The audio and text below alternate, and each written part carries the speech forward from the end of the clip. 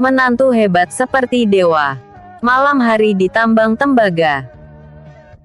Alex ragu-ragu dan berkata, Erika, tidak pasti apakah tambang tembaga Gunung Musang saat ini merupakan tempat produksi narkoba atau bukan. Ini sangat berbahaya. Jadi kamu tidak boleh pergi. Erika tersenyum. Alex, aku tidak ingin tinggal di rumah sendirian. Kenapa aku harus takut denganmu bersamaku? Nindi berkata, Dokter Teguh dari Desa Bungalon di kampung halamanku kebetulan punya 2 murid. Kalian berdua bisa berpura-pura menjadi murid Dokter Teguh agar tidak menarik perhatian orang-orang di tambang. Alex berkata, kalau begitu tolong bantu sampaikan pada Dokter Teguh dan sekalian pinjam 2 sneli. Nindi berkata, tidak masalah. Aku kenal baik Dokter Teguh. Aku akan kembali sekarang. Tunggu kabarku di rumah. Nindi kembali ke rumah keluarganya dengan sepeda listrik. Dan kembali ketika hari mulai gelap. Benar saja, dia membawa kembali 2 sneli. Alex berterima kasih pada Nindi dan meninggalkan desa Sango bersama Erika menuju ke Gunung Musang. Ketika hampir sampai di Gunung Musang, Alex menghentikan mobil di tempat terpencil. Jalan di depannya adalah jalan pegunungan, dan kendaraan tidak bisa lagi lewat. Alex berkata, Erika, bawa semua peralatan. Kita akan naik gunung. Sebelum Erika keluar kali ini, dia sudah membawa kamera kecil dan perekam suara sesuai perintah Alex. Kedua benda itu ditempatkan di tasnya. Alex berkata, Erika, situasi kita akan berbeda di pegunungan. Menurutku, orang-orang di tambang tembaga mungkin adalah orang-orang yang sudah tak ingin hidup. Jadi kita harus berhati-hati. Jika tidak hidup kita akan dalam bahaya. Erika berkata, baik, aku mengerti. Keduanya mendaki gunung dan sampai di pintu tambang. Seorang pria bernama Baron menghampiri mereka berdua. Setelah menanyakan identitas mereka, dia langsung menuntun mereka ke Gunung Musang. Gunung Musang adalah tempat yang ditopang oleh tebing dengan gembok pada pintu gerbang tambang. Terdapat tanah datar yang di depannya terdapat sebuah rumah antik.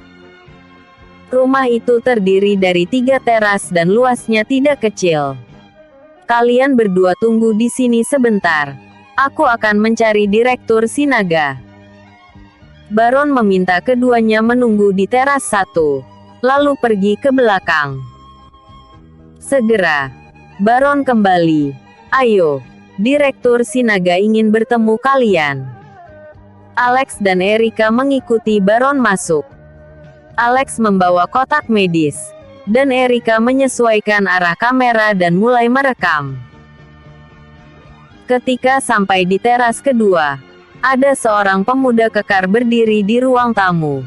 Kepalanya botak, tidak berambut, dan ada bekas luka di wajah kirinya. Penampilannya sangat dingin.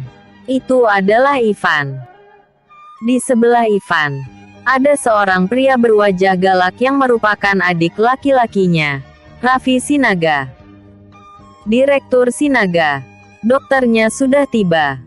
Baron melangkah maju. Ivan memandang Alex dan Erika, lalu bertanya, apa yang kalian lakukan? Alex menjawab, Bos, kami berdua adalah murid Dokter Teguh. Dokter Teguh sedang dinas keluar dan tidak bisa kembali. Begitu mendengar di gunung ada yang sakit, dan berjanji membayar 400.000 untuk biaya konsultasi. Karena itu dia meminta kami datang kemari. Aduh, jalan gunung ini terlalu sulit untuk dilalui. Kami sampai kelelahan. Bayarannya harus ditambah, Bos. Alex berkata tanpa celah sedikit pun. Jadi Direktur Sinaga tidak curiga. Dia mengangguk dan berkata, istriku mengidap penyakit aneh. Perutnya sering sakit akhir-akhir ini. dan itu sangat sakit. Tolong periksa dia baik-baik. Jika bisa mengobatinya, aku pasti akan berterima kasih pada kalian." Seperti yang dia katakan, dia lalu mengeluarkan uang 1 juta sebagai biaya konsultasi. Alex berpura-pura menjadi mata duitan. Dia mengoyangkan beberapa lembar uang di depannya untuk melihat keasliannya. Lalu tersenyum sambil menyimpannya. "Bos, kamu memang baik. Terima kasih. Kalau boleh tahu, kenapa tidak ke rumah sakit saja jika istrimu punya penyakit?"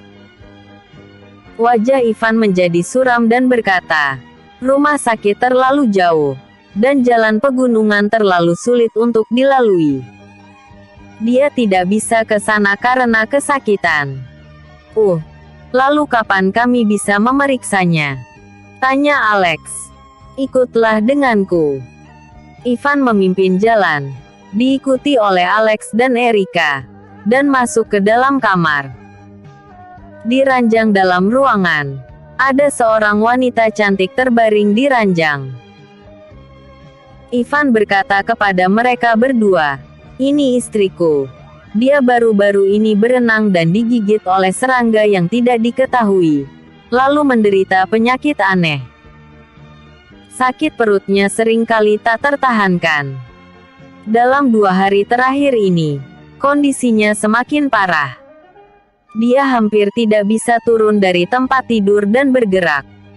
Karena kesakitan, dia sering menggigit jarinya hingga berdarah di malam hari. Coba kalian lihat bagaimana cara mengobatinya."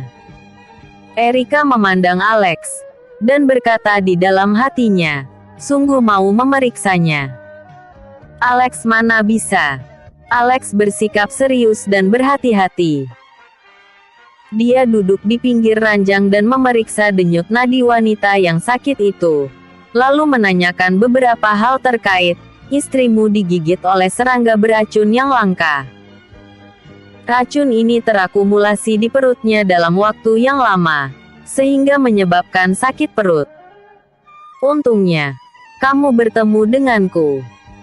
Jika dibawa ke rumah sakit, aku khawatir mereka tidak akan bisa menyembuhkannya." Ivan sangat gembira. "Dok, cara ajaib apa yang kamu miliki?" Alex tersenyum dan berkata, "Bos, tenang saja. Aku telah belajar kedokteran sejak masih kecil. Aku juga adalah murid resmi Dokter Teguh. Aku telah mendengar tentang jenis serangga beracun yang hidup di perairan terdekat. Jadi aku sudah menyiapkan obatnya." Sambil berkata, Alex memasukkan tangannya ke dalam saku, lalu mengeluarkan sekotak obat. Setelah menumbuknya menjadi bubuk, dia memberitahu Erika, "Sayang, tolong berikan padanya dengan air hangat." "Oke." Erika akhirnya berguna. Dia segera menuangkan segelas air dan menyuapi istri Ivan. Ivan memandang wanita cantik yang terbaring di ranjang dan bertanya dengan lembut, "Sayang, bagaimana perasaanmu?" Istri Ivan memejamkan mata dan beristirahat sejenak. Kemudian mengangguk dan berkata, "Sayang, aku merasa lebih baik. Penyakitku baik-baik saja. Jadi kamu tidak perlu mengkhawatirkanku." Ketika Ivan melihat istrinya berkata bahwa kondisinya sudah membaik, dia bertanya kepada Alex, "Dok, apa obat ini masih perlu diminum lagi?" Ketika Alex datang, dia membawa 2 bungkus obat sakit perut dari rumah Nindi, yang berisi obat penghilang rasa sakit. Tentu saja obatnya bekerja. Hanya saja dia tidak mengerti pengobatan. Dia menumbuk 2 kotak obat dan memberikan semuanya ke wanita ini sekaligus. Ini jelas sudah overdosis. Setelah itu, Alex memeriksa luka wanita itu dan menyimpulkan bahwa dia digigit ular air berbisa. Alasan mengapa dia tidak pergi ke rumah sakit untuk berobat, Alex menebak bahwa wanita ini pasti bermasalah. Alex tidak menunjukkan ekspresinya. Ivan bertanya bagaimana cara minum obat ini. Alex berkata dengan tenang, obat yang diberikan kepadanya dapat menyembuhkan parasit itu.